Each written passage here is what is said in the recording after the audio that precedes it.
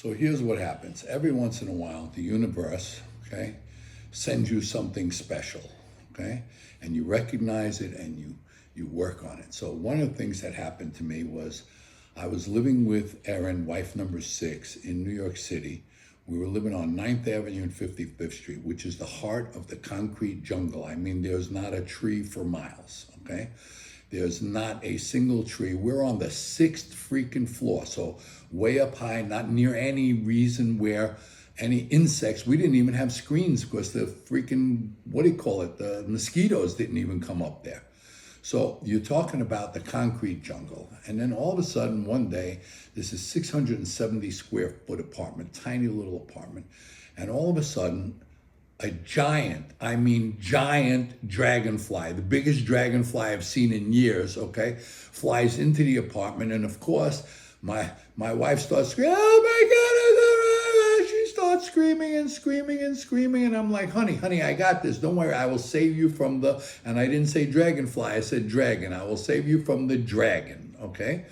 So she's sitting there cowering in the corner, and I go ahead and I get my mop and I put it right next to the dragonfly. The dragonfly climbs on it, and the dragonfly goes ahead, and I walk it over to the window on the mop, and I let the dragonfly go, and the dragonfly leaves, and "Oh, you saved me from the dragon." Okay, so that becomes a theme in our relationship, okay? So every time I need a gift,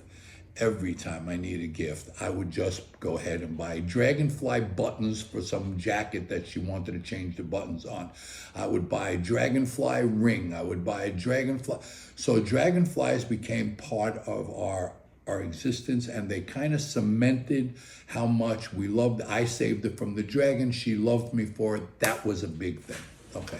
Mm-hmm. How many times would that happen in your life? Okay. So this is Erin, number 6, the love of my life, and this was the defining piece of our relationship. Okay, here we are now, 10 years after that, 15 years after the dragonfly. Okay, and I meet this lady, and I absolutely adore her. Okay, I am enamored. Okay. Now, I've been living in this apartment in St. Augustine for years. I have seen maybe 1 or 2 dragonflies in 16 years, and none of them are over like 2 inches long. Okay, none, ever. All right. We go ahead, we're doing something in the garage. We walk out of the garage, we go into the kitchen, and in the kitchen, there's a giant dragonfly, okay? And she's like, "Oh my God, there's a dragonfly, oh my God, oh my God." And I'm like, "Honey, been there, done that before. I will save you from the dragon," okay? I go ahead, I get a broom, I put it up next to the dragonfly, I open the door, and I take the dragon.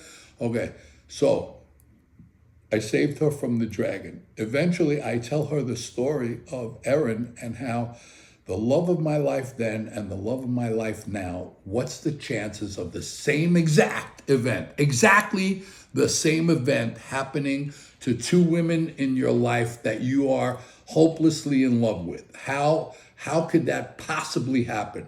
It's the freaking universe aligning and telling you you're doing it right, okay?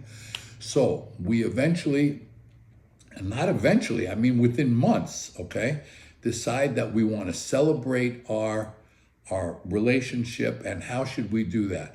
I am 75 years old. I got my first tattoo at 75. We got matching dragonflies that we had changed into like dragonflies, okay? Because I saved her from the dragon. And now we have matching tattoos. Mine's in black and white, hers is in color.